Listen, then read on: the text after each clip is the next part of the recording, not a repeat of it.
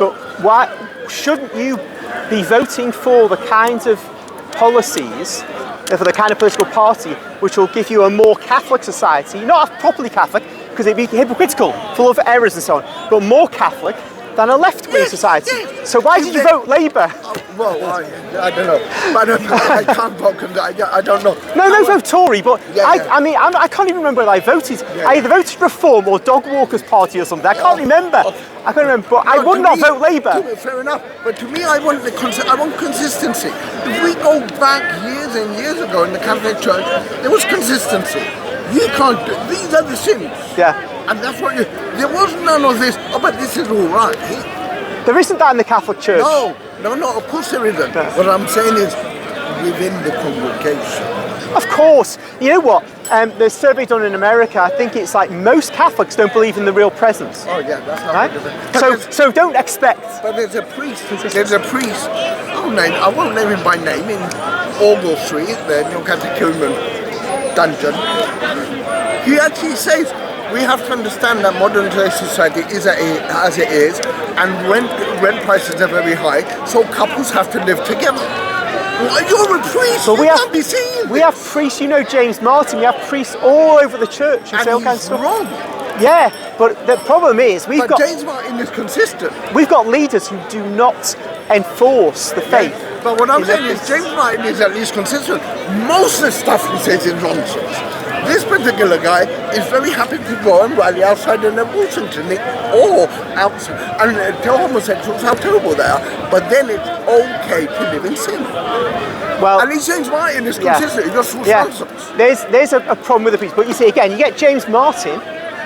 If his kind of priest was the predominant priest, we have a certain kind of But if the priest you've described as the predominant priest, that would not be good, but it would be better than James Martin's situation. Yeah, well, no, I'm not sure he is better than James Martin. Okay. Because at least with James Martin, I say, right, you're consistent, I don't agree with you. I know what you stand for, I don't agree with you. Yeah. This priest, I don't know what you stand for. Do you agree with sex outside marriage? Yes. Do you agree with living in sin? Yes, it's okay because of society. Do you believe that the sacrament of confession is a real one? I don't know what he's going to tell me. Because on the other hand, he will then say other things that he says no. So his Catholicism is not consistent. I want a priest that I know when I go to him, I could then say, I trust what he's saying, whether it's nonsense or not. Yeah. Well, this priest, I can't trust him. No, but then again, there are priests and priests. It doesn't matter really, does it? I mean, the fact is, what matters really is whether it's better to be right-wing in 21st century Britain as a Catholic or left-wing. And I can't see how it can be better to be left-wing as a Catholic in 21st century Britain, because left-wing as a Catholic means you're accepting the kind of government that is not only allowing mass immigration of Muslims, but abortions, transsexuality, homosexuality, and so on. Whereas the right, I don't mean the Tories, I don't mean Reform, I mean the right, will put a stop to a lot of that, but not all of it. Yeah, and what I'm saying is, I could turn around and to be left-wing like I am, and I don't believe I'm unique on this, I'd say all of this is sinful. Yeah. However, I'm not going to condemn you. Why? Because if I condemn that one, if I condemn the gambler, I'm going to have to condemn all of them. And that is consistency.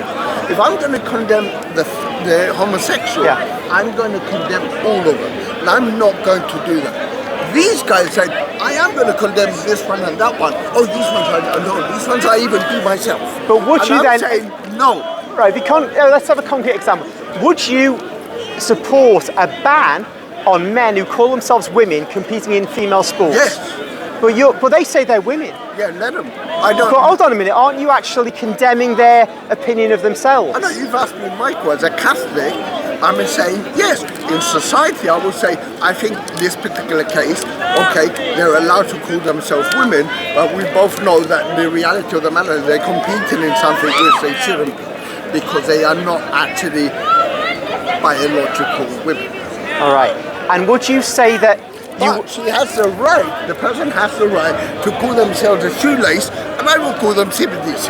Well, if it were just about that, back in the 1920s and before, people call themselves what they like. That's not the issue. It's never about calling yourself what you like. It's about being able to do things based on what you call yourself. And that's the law. Yeah, and I'm saying that. And you would repeal that law. Oh, I would, yeah. Okay, so you'd say to them... But only because I'm right wing, only because I'm left wing. I'm not going to accept lunacy. I think, and I'm careful because we're on camera, but I think the transgender movement is a mental health issue. All right, what about... Yeah? But that does not give me the right to vilify them. That doesn't give me the right to say I'm going to go and mock them. Which this particular right-wing Catholic politician says, we do have the right to mock them. No, we don't. Okay, and you would also repeal the rights of homosexual people to adopt kids? Yes. Okay, and you would ban abortion? No. Would you restrict abortion? I would. This is a tricky one because I truly believe that whatever happened, if we made it harsher and more difficult and ban it, abortion will still happen. So whilst I'd rather not one single person has an abortion, if they are going to do this, I want it to be in a safe place, in a safe manner. You know, back before the 1967 Abortion Act, there were abortions that took place, either private clinics, where they were done in a kind of safe way, if I can put it that way. Then there were the ones that were done by, amateurs, and they were dangerous. But the numbers were very small. Whereas since the Abortion Act, the numbers of killings is vast. Of course, and I think it's very sad. So isn't it better to have the ban with fewer abortions and maybe severe penalties for those who carry them out versus the present? I think because we're a far more promiscuous society than we were in that time. I think the abortion rate would not necessarily go around if we made it illegal. I don't believe we would. I think because women young girls in our day and age are so promiscuous that I believe that we would probably either see a lot more single mothers, which is fine, or we would see the same a lot of young women being harmed by abortion. But do I believe abortion is a sin? Yes, it's a terrible sin. Okay, so you won't restrict or ban abortion? Because I think it is dangerous, not because I think abortion is right.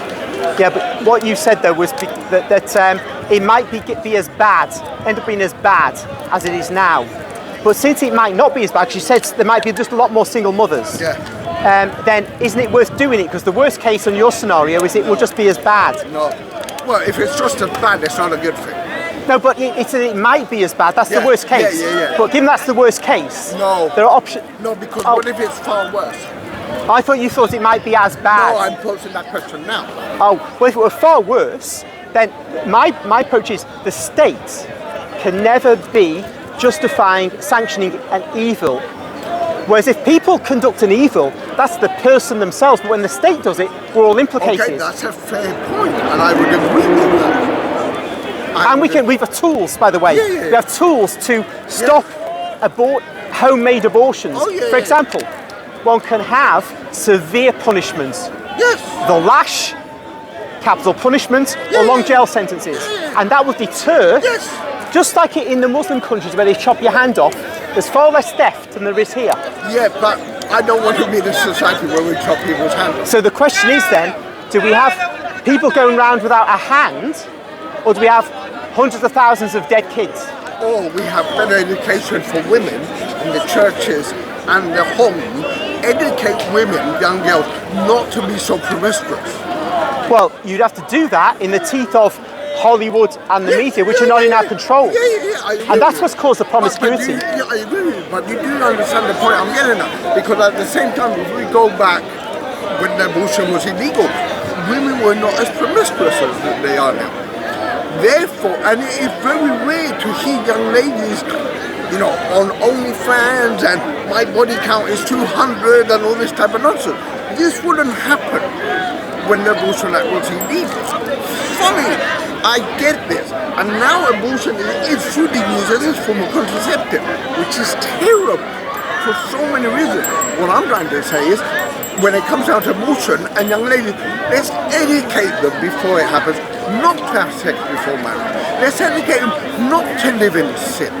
Let's educate them to be chaste and wait until they're married. And what I'm saying is these right-wing politicians are saying it's okay to have sex before marriage. Yeah, I'm really... See, this or that person who's a politician is of no great interest to me. I appreciate you're going on these chats and so on and having debates, and that's fair enough. But for me, it's about policy. He has a voice in the church. And his voice should be shut down. Okay, but since I can't do that, and you can go at them on the Facebook and so on,